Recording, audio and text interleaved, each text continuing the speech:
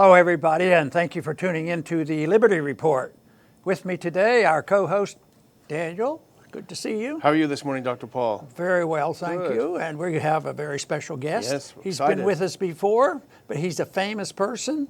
I understand he has a unique home that he's very proud of because he built it with his own hands. I've always marveled at it.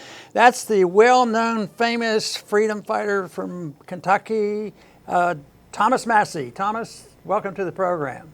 Hey, thanks for having me on, Ron. It's an honor. Very good. Someday I'm going to get up there to see that famous house that you built, but I don't know.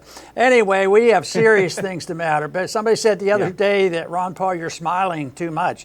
So today I'm not going to smile at all. We're going to just be concerned about the policies. So no, there's no reason why we are not allowed to smile, but we have to smile because we know what the problems are. It's just that they won't listen to us. We know how to prevent breakdown of society, how to prevent the bubbles from forming, and we know what the Fourth Amendment says, that the government shouldn't be snooping on us, and we shouldn't have things like the PATRIOT Act. And we have guys like you, Thomas, there protecting us. So welcome to the program, and tell us what's on your mind. I know our audience is very interested in your opinion about what's going on with coronavirus. Yeah, well, before we get to coronavirus, let me tell you what the government is doing, particularly Congress, while everybody's distracted by the coronavirus. They passed a reauthorization of the PATRIOT Act last week. I railed against it. I tried to stop it. I voted against it.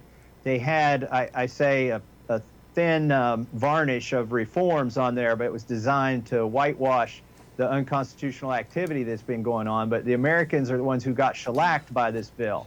Now, it had some small reforms in it to the FISA and also to the PATRIOT Act, but when it went over to the Senate, and this just happened in the last 24 hours, instead of passing the House bill, which was bad, they just did a clean reauthorization of the PATRIOT Act with no improvements whatsoever. The only good news is that's a 77-day reauthorization, and we'll have to come back and address this later, as if people will have more willpower to fix this, or or better yet, just get rid of it after 77 days. I don't think that willpower is going to be there. But anyways, that's what's happened while we had the weapon of mass distraction, the coronavirus, going on. And I don't mean to downplay the seriousness of the coronavirus. I think it's very serious, but I think the cure that our government is coming up with is worse than the disease. I think there'll be more suffering and more deaths because of the things that government, particularly governors, are doing right now. They're shutting down entire industries, depriving people of their livelihoods, and they're saying it's all okay, we're going to send you some money, and we're going to print more money, and we're going to bail out the airlines, and we're going to bail out the banks.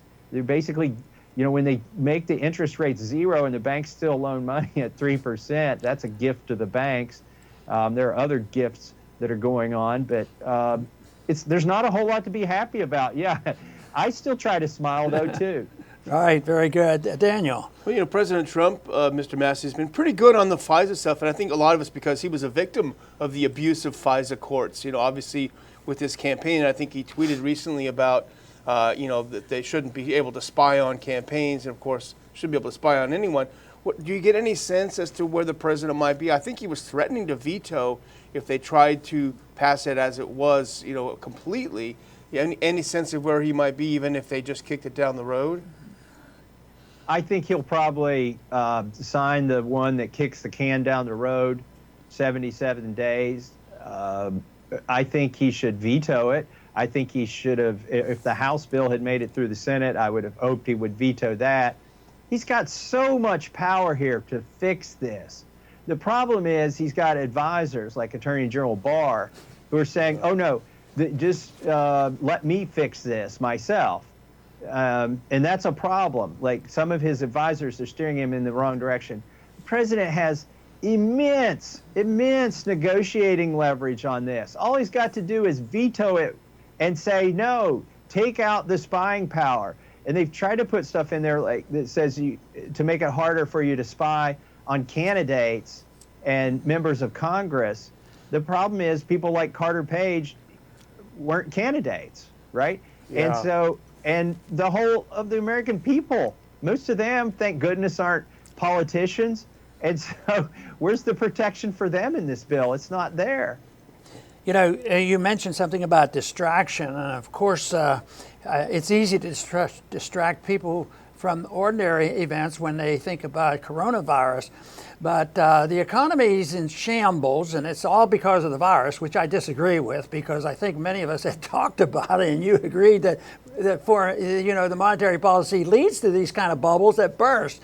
But at least now they are distracted by it, and nobody's talking about the real culprit, and that is the Federal Reserve. But it's also a distraction from an ongoing foreign policy that is not exactly the best foreign policy, and unfortunately it's a bipartisan foreign policy.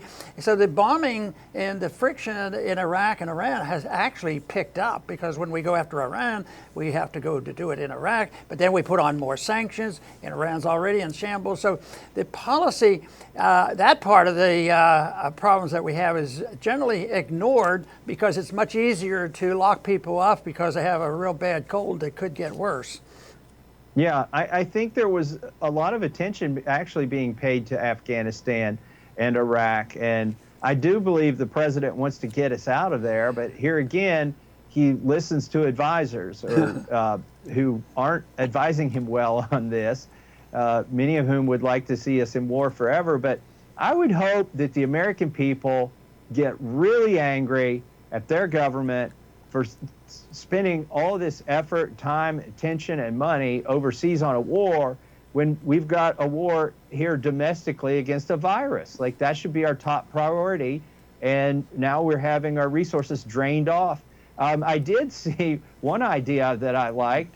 One of these veterans groups called for calling back every member of the National Guard back to the United States. Yeah. Like, bring them here and let them work for the states, get them out of the foreign countries. This would be a great opportunity to do that.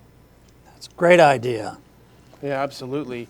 You touched on, Thomas, the way the governors are reacting to this, and even mayors are reacting to a disease in the U.S. It's killed now just over 100 people. We suspect that the numbers, of course, it's never a happy occurrence when people die from disease, but we know there have been at least 22,000 people who've died of the seasonal flu over the past few months. We didn't shut down the country, so this whole shutting down the country over 100 people, you can't even get the sanitary facilities you need for a decent life. Something seems to be happening here. It's very chilling. In fact, on yesterday's program, we read a quote from a friend of ours that said, "Suddenly we woke up and realized we're living in North Korea." It almost feels like that way. It feels like that a little bit here in Kentucky. There was a man who the government claims tested positive, although they didn't provide him with these test results. And he went home and they told him to self-isolate or quarantine. And he said that, he wouldn't, or at least that's what the media is saying. And so they posted a sheriff's deputy outside of his house. And my question is, what would they do if that man walked out and got in his car? Would they shoot him? Would they suit up in hazmat uniforms and drag him off?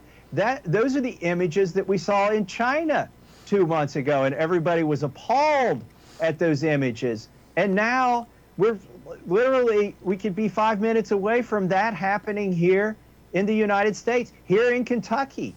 I think it's crazy, and what concerns me the most is that once people start accepting that in our own country, the fact that somebody could immobilize you without due process, that when this virus is over, people will have a more paternalistic view of government and more tolerance for ignoring the Constitution. Thomas, your suggestion about bringing home the National Guard, I think is a great one. The whole thing is they shouldn't have been sent over there in the first place. And while this building up in the last 10, 15 years, people, when they got in the National Guard, so many of them, it could be single women going into it for financial reasons, and they end up 4 or 5 tours in the Middle East in wars that we didn't win or never intended to win. But there was one bit I thought was of good news, and Daniel and I have talked about this, and that is NATO. You know, they have these big war games ready to get started, and we have troops over there ready. We're supposed to send a total of 20,000 troops to practice war. And all of a sudden, they're changing their tune. Oh, we're not supposed to be doing this. So they quit sending them, and they're supposed to bring them home. And my prediction has always been the empire will end, not because we come to our senses, but because we run out of money. And right now, we have a lot of money, but it's going to lose its value rather rapidly the way it's going. But maybe we can look for a good side of this, that our troops will come home out of necessity. Well, I'd like to see them come home. I'm not sure that that's going to happen. They'll probably just pause things. They probably won't pause the war in Afghanistan. But to your point about the monetary implications of this, you know, we're about to see the mother of all bailouts. You're going to see congressmen competing with other congressmen to brag about how much money they're willing to spend on this. And we passed an $8 billion package that I'm ashamed to tell you I voted for, but I felt we needed to do something. But then they came back and they wanted a $50 billion package to pay people to stay home and not work, okay? Which are going to put the small businesses out of business if they can't get workers. But the third installment of this is at $850 billion. It'll probably be over $1 trillion by the time it passes. And what's going to happen is that's not going to be the last installment. If we all subscribe to this idea that nobody needs to work, that the best way to cure this virus is to stay home and do nothing, and that the government will pay you for it, our economy is over $20 trillion. How are you going to borrow $20 trillion? Let's say there's a 25% diminishment of the economy. That's $5 trillion the government's going to inject. This may finally be the thing that breaks the back of the dollar, of our economic underpinnings. It could get to that. You know, the one thing they have to consider is the fact that as they print more money and spend it, and the Fed's involved, is that the faster they print it or think they can, well, if we do 5, 10, 15, 20, that'll do it. But this money goes out, and as it circulates, it goes down in value, so they're adding no wealth at all. It's a diminishing return on the money. So it can't possibly work except for the short term. But the short term is coming to an end, I think. That's also true. With fewer people working, you're going to have more dollars chasing fewer products.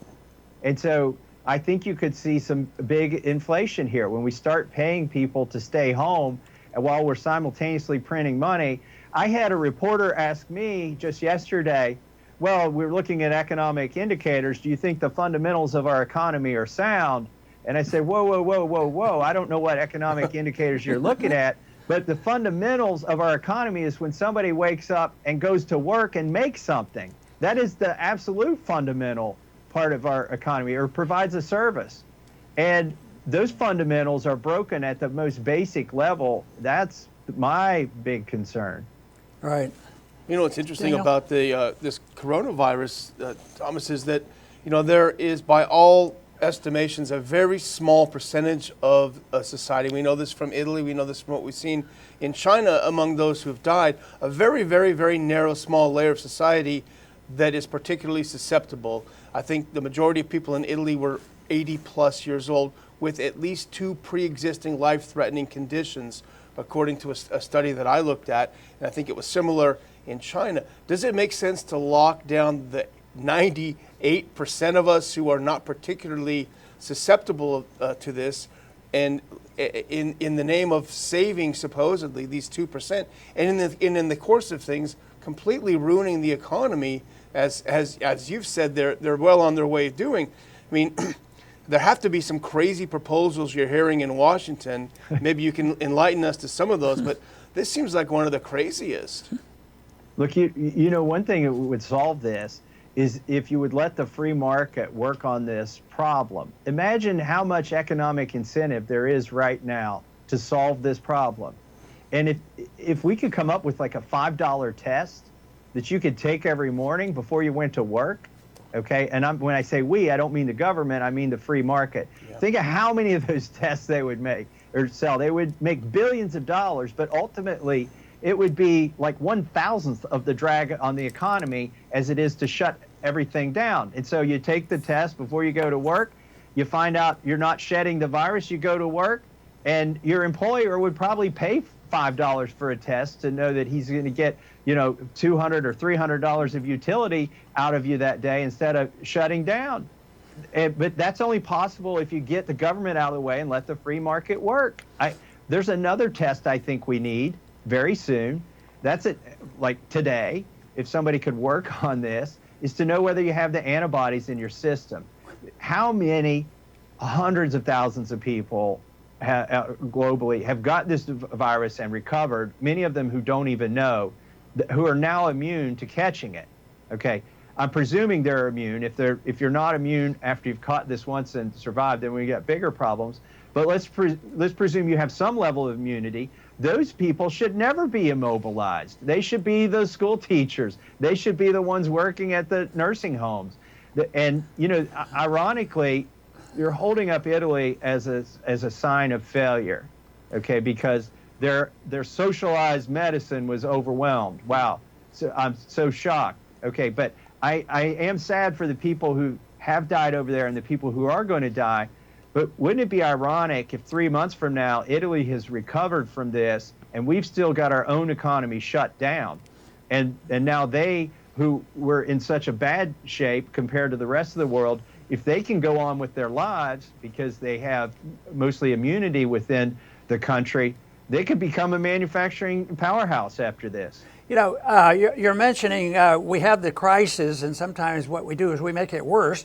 You were pointing out, and Daniel mentioned it, and that is the people that aren't sick and aren't having trouble, they end up with a lot of penalties and, a loss of their liberties. It reminds me of the PATRIOT Act. The PATRIOT Act was supposed to be, we had a crisis. We had jihadists around. We had 9/11. So who got punished? The American people. The average citizen going to the airport, and it's never removed. It just stays there, and the TSA exists, and that's what comes of episodes like this. And then it lends support to the people who say they can't be that dumb. Somebody's trying to harm us, and they're doing it within.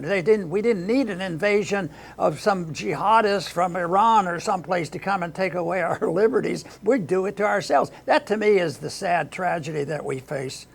It is sad. I mean, people are being deprived of their livelihoods right here in Kentucky because governors are shutting down businesses.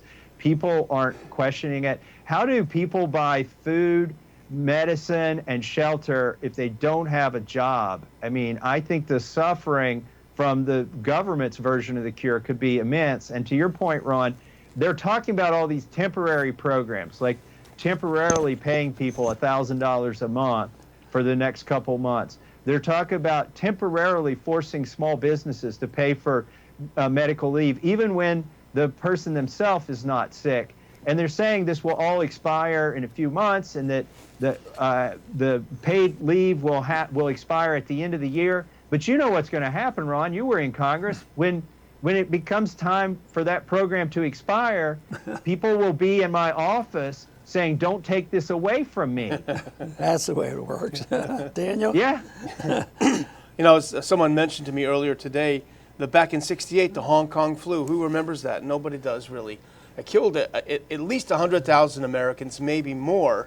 And it's not to, again, downplay what may be happening here in the U.S., but that's a good chunk of people. I think it infected maybe 1 million people here in the U.S., but nothing was shut down. Things went on as normal. In fact, the summer of '68 was a pretty eventful summer. We had a couple of big assassinations, unfortunately, riots in the streets, but people weren't sheltering in place, and you had, orders of magnitude more happening. So it does make you wonder if something is more. I mean, there are a lot of conspiracy people out there thinking this is a practice run for martial law, and it does make you wonder.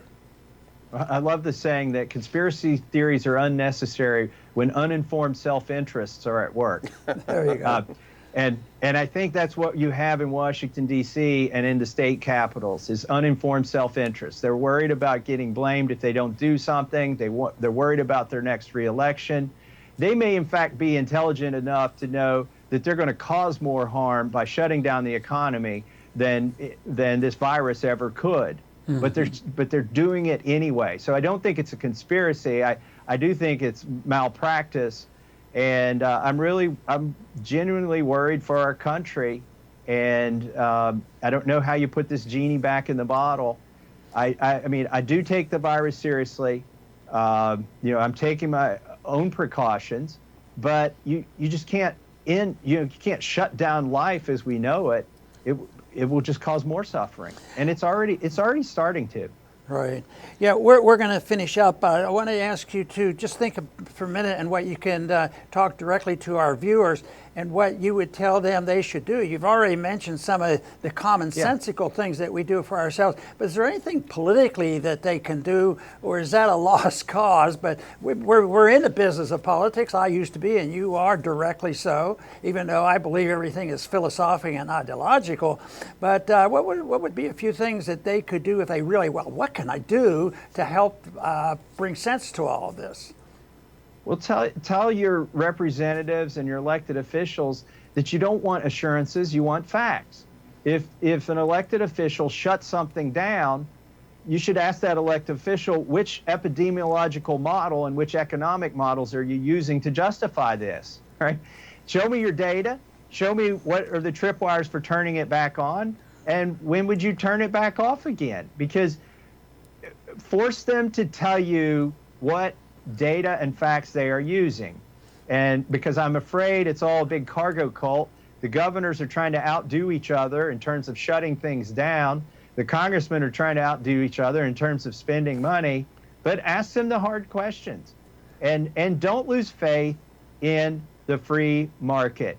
It looks on its surface that dictators have an advantage during a pandemic, right? Because they tell people when to come to work, when to stay home, what to do, and where to go. That would seem like it would be a great advantage to adopt some of that over here. But look, dictators are also notorious for killing millions of people with bad decisions. Central planning doesn't work. Tell your elected officials to waive regulations. Right now in Louisville, Kentucky, we have police who say they're not going to respond to hit and runs and drunk drivers and alarm systems. Okay, wow, that's very comforting.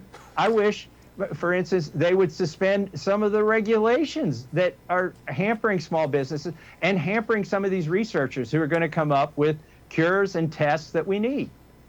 Don't abandon the free market. That's what I'm saying. Don't fall for the seductiveness of socialism, central planning, and a dictatorship. We don't want to be China. We want to be the United States. Very good advice, and we are going to finish up. But Thomas, I want to thank you very much for being with us today, and we'll be in touch with you. Thanks, Ron. Okay. Thanks, Daniel. Thank you. Very good, and I want to just say thank you very much to our viewers today for tuning in, because we're going to continue to do our very best to bring what we think is sanity to this situation that we're facing today. And I think it's possible, but a lot of people have to get active, and a lot of people have to know what the proper answers are, and that's important too. But thank you for tuning in, and please return to the Liberty Report soon.